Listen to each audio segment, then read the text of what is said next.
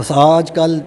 جیسے دنیا چل رہی ہے تو رواجوں کے ساتھ انسان نا تبدیلی سمجھ لے تبدیلی ہوتی رہتی ہے، تو انسان کو سوچ کر اچھے طریقے سے چلنا چاہیے، بہتر طریقے سے چلنا چاہیے۔ وہ آج کل یہ ہوتا ہے نا جو شادیوں میں حق مہر لکھا جاتا ہے، حق مہر کے متعلق جی عورت کے لیے حق مہر، تو وہ طریقہ کار یہ ہے کہ انسان طاقت کے لحاظ سے لکھے، کوئی ایسی ٹینشن نہ ڈال دو کہ جو حق مہر لکھنے کا وقت آئے تو بعد میں پریشانی پیدا ہو۔ تو ویسے تو عام طریقے میں جو ہے نا آج کل جو حالات جس حساب میں یہ حق مہر جو چل رہا ہے وہ 4-5 ہزار روپیہ چلتا ہے حق مہر، لیکن اگر زیادہ لکھوایا جائے گا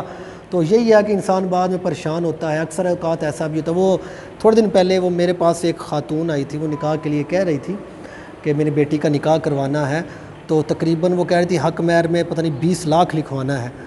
تو وہ پوچھ رہی تھی کیا طریقہ کار ہے۔ لیکن یہ ہے کہ انسان ایسا کام نہ کرے کہ بعد میں بیٹی کو پریشانی ہو۔ جب بیٹی نے جانا ہے نا آگے گھر میں تو اس نے وہاں خوش رہنا ہے، یہ سوچ کر بھیجیں کہ کیا وہ وہاں پہ خوش رہے گی۔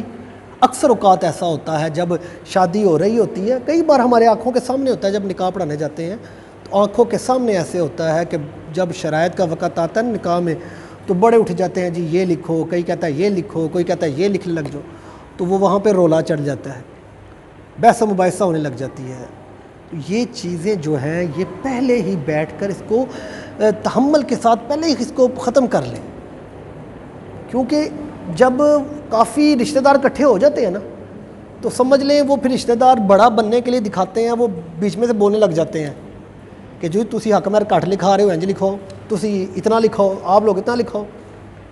کئی جگہ پر ایسا ہوتا ہے کہ حق مہر کی جب نکاح پڑھانے کی باری آتی ہے تو ایسے پھر رشتہ داروں میں اٹھ کے باتیں کرتے ہیں جی یہ لکھواؤ، یہ شرط لکھواؤ۔ وہ کیا ہوتا ہے، وہ ایک دوسرے کے دل میں جو ہے نا وہ بدظن پیدا ہو جاتی ہے،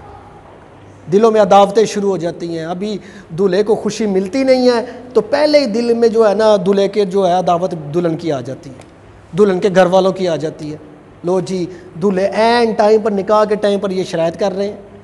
تو اس سے کیا ہوتا ہے وہ ماحول خراب ہو جاتا ہے۔ جہاں آپ کی بیٹی نے جانا ہے کیا وہ دیکھیں وہ خوشی سے جا رہی ہے؟ اگر آپ ایسے حق مہر جو ہیں ایسی شرائط بلا وجہ لگائیں گے اور عین ٹائم پہ آپ پر کہیں گے یہ بھی شرط لکھو، کیونکہ آپ سمجھ لو پھر وہ دلہے کو بلیک میل کر رہے ہیں نا۔ اب دلہا جو ہے برات لے کر آ گیا آپ کے پاس، تو اب آپ اس کو سمجھ لیں کہ آپ تو اس کو بلیک میل کر رہے ہو، کہ اس کو جان کر کہہ رہے ہو یہ لکھو یہ لکھو، وہ پھر اتنی بحثوں بحث ہوتی ہے تو وہ کیا فائدہ ہوتا ہے؟ دلوں میں عداوت ہی آتی ہے نا۔ رہنا ایک لڑکی نے ایک لڑکے نے دلہا دلہن نے مل کے رہنا ہے تو آپ ان کو دعاؤں کے ساتھ رخصت کرو، ایسا ان پر برڈن نہ ڈالو کہ بعد میں وہ گھر جاتے ہی آپس میں لڑائیاں کرنے لگ جائیں، ساری زندگی بیٹی تانے سنتی رہے۔ بڑے جو ہوتے ہیں رشتہ دار ہوتے ہیں وہ تو باتیں کر جاتی ہیں، جتنی منہ اتنی باتیں وہ تو کر جائیں گے، اس ٹائم نکاح کے ٹائم باتیں تو کر جائیں گے، یہ لکھواؤ وہ لکھواؤ یہ پیسے لکھ دو،